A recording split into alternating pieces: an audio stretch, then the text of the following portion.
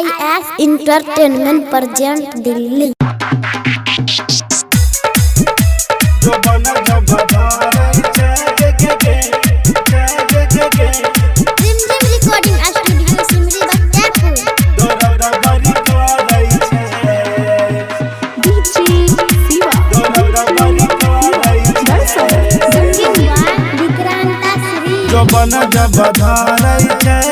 गे दर्द बड़ी करै छै जो बन जब धारै छै जो बन जब धारै छै गे दर्द बड़ी करै छै जो बन जब धारै छै बड़ी छै गे कमीना धरै छै रोज दिन मना करै छी एते उलरै छै सखी गे जो बन जब धारै छै सखी गे दर्द बड़ी करै छै जो बन जब धारै छै।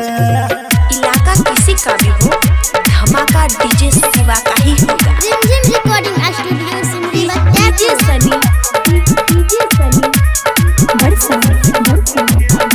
गे नैहर में कहियो न खेललिए साथी हौ बाला खेला सैया हमार दै छै कनाई दर्द हमर न बुझेला दर्द हमर न बुझेला गे नैहर में कहियो न खेललिए साथी हौ बाला खेला सैया हमार दै छै कनाई दर्द हमर न बुझेला बाली छै गे उमिरिया करे न छै फिक्रिया भगे कमर के कस के पकड़ै छै सखी गे जो बन जब धारै छै सखी गे दर्द बड़ी करै छै जो बन जब धारै छै।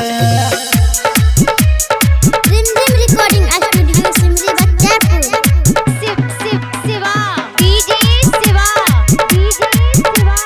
बड़सिंगिंग by Vikranta Shri.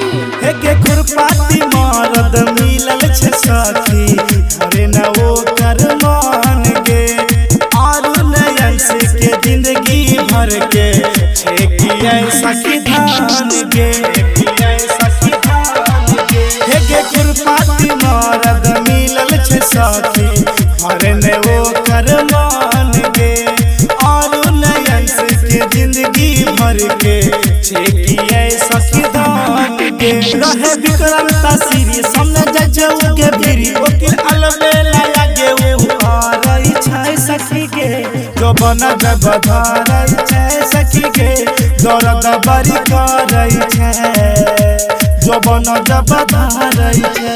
Rimjhim recording studio Simri बच्चापुर।